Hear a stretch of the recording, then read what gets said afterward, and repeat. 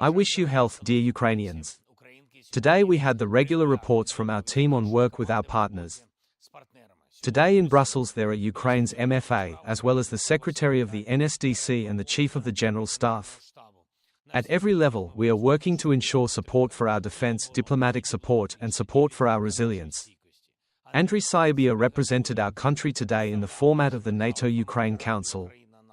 Rustem Umerov and Andriy Natov spoke with the security teams of European leaders.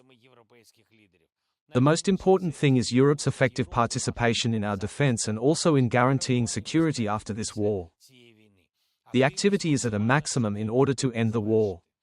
On our part, there will be no obstacles and delays from the Ukrainian state.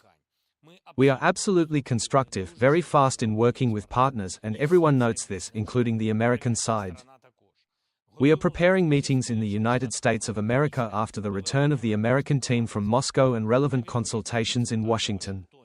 Rustem Umerov, Andriy Natov and everyone who is needed for negotiations will continue the conversation with representatives of President Trump. We're waiting for news in the coming days regarding such meetings, contacts, negotiations.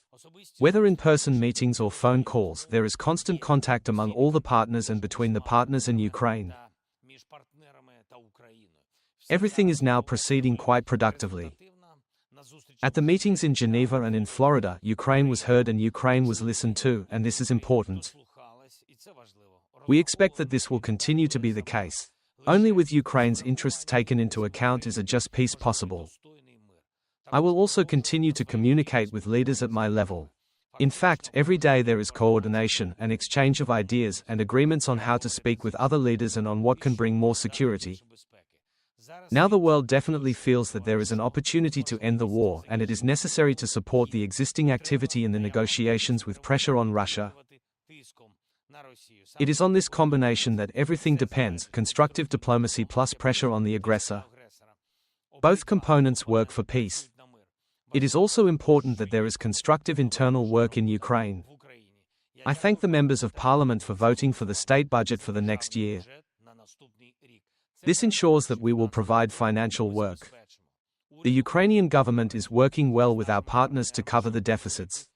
There is an understanding of how this will be done. We are also continuing the policy of a full reorganization and cleanup in the energy and defense sectors. I spoke in detail today with the Prime Minister of Ukraine Yulia Sviridenko. I am grateful that all the processes are moving quickly, including the reboot of the supervisory boards in energy companies. The Minister of Defense of Ukraine Denis Shmyhal will promptly ensure the reboot of the supervisory boards of defense enterprises. We are also consulting on parliamentary work. Today I spoke in detail with the head of the majority faction and other representatives of the Verkhovna Rada of Ukraine regarding the budget law.